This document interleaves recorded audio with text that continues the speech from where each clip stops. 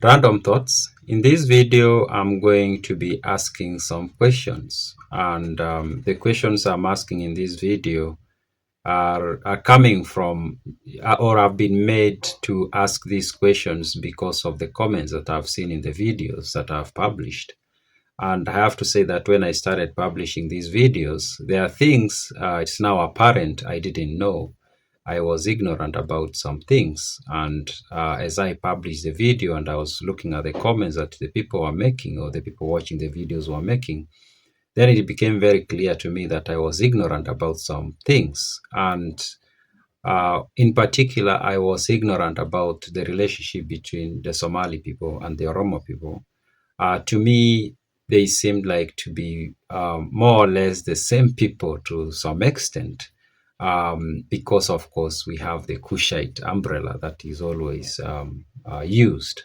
And I thought these two groups were very close, or not really close, but at least they didn't dislike each other so much. I've done a few videos, of course, talking about the Somali people and talking about the Oromo people.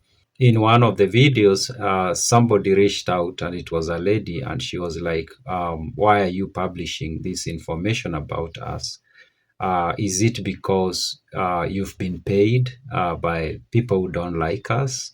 And that's why you are publishing this content? And I was like, no, I've not been paid by anyone.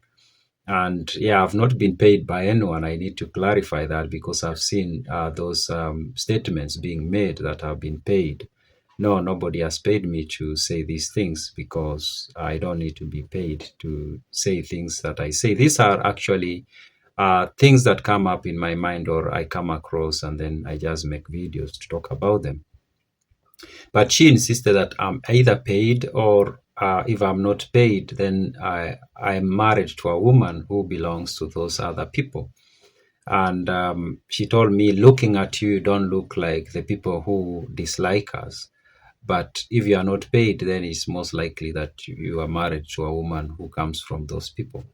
And I thought about that for some time, actually. And for the first time, I got to, like, it got to me that there is so much dislike between the two groups. I don't want to use the word because that's a word that might be flagged. And so I'm going to use the word dislike between the two groups. For the first time, I had seen so many comments and I had seen so much heated conversations between the two groups, the two communities in the comment section. But until I had this conversation with this lady, I had not really thought about it carefully. And then I saw another comment, somebody saying that my interest is to create tension or conflict between the two groups. And that also got to me. I was like, it's never been my goal to have two groups of people fight or dislike each other. It's never been. I'm not that kind of a person. I don't like conflict, and I will hate it if I'm the person who is going to create disagreement or even dislike between two groups of people. That's not my goal. I've been doing these videos basically as history, things that I'm learning about the Horn of Africa in particular and Africa in general. And I don't have dislike for any groups of people, not at all. And I think disliking people simply because they are a group, I don't think it's the smartest thing, if you ask me, because I've come to learn that in every group there are good people, very good people.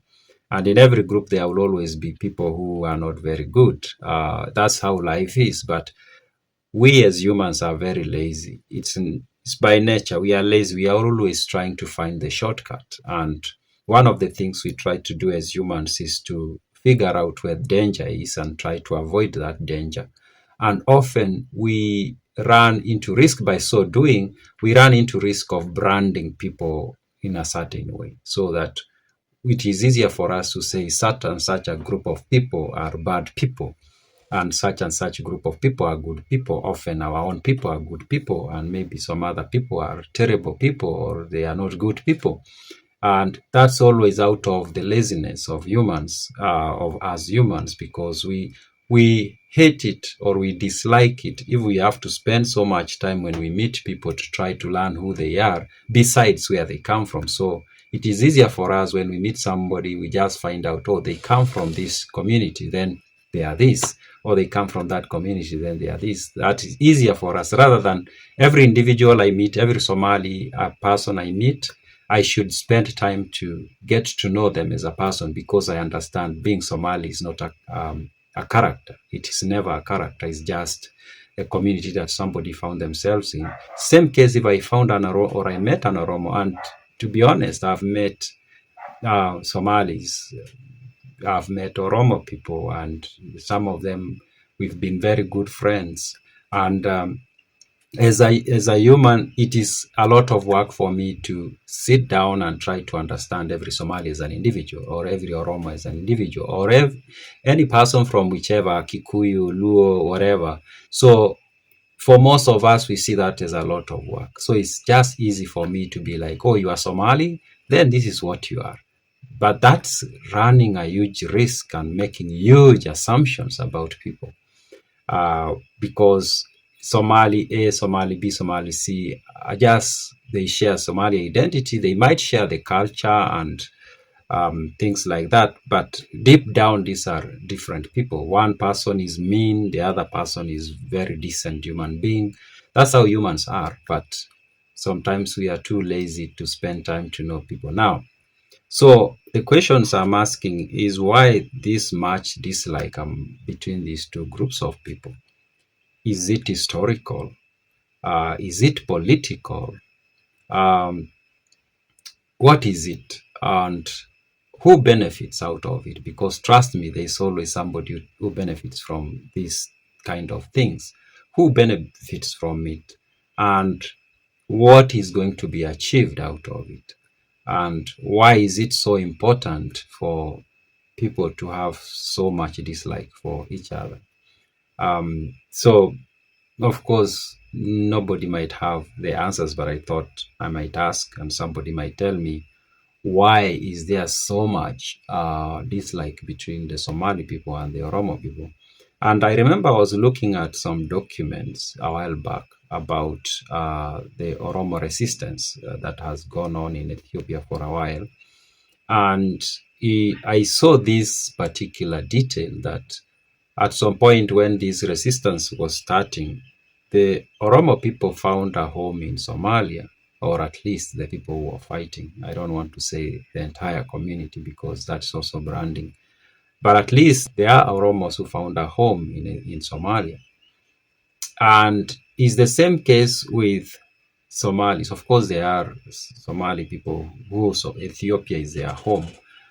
Uh, but there are Somali people who have interacted with the Oromo people extensively, and I've come to learn that there are even clans that they have identity from both sides. Basically, they can identify as Oromo, or they can say, or they can look back where they come from, and they are like, our ancestors were Oromo, and some can look back why they identify today as Somali people. They would be like, our ancestors were Oromo people.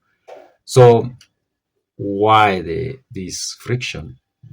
Why the friction? Why the dislike? Is it a supremacy thing? Is it an ego thing? Um, or is it an economical thing? Or is it about land? Um, so those are some of the questions I'm asking, and I'm welcoming your answers. And while you do that, I also request that we have a civil conversation about it. We don't throw insults and we don't throw unnecessary accusations. And another thing I have to point out, when people have conversations, um, there's something called a sign language. For those who know, and I don't mean the sign language that is used by people who don't have the sight. I mean sign language, which is basically shame, insult, guilt, and it need to be right. That's what becomes a sign language. Now, if you ask those people who know what that means, actually, and it doesn't. If you don't know what it is, it doesn't mean that you are not smart or anything. It's just that it's something that is talked about in some quarters on the internet. But I've come to see the sign language so clearly, especially when people are having conversations on the internet. And this is what the sign, and even in real life, actually.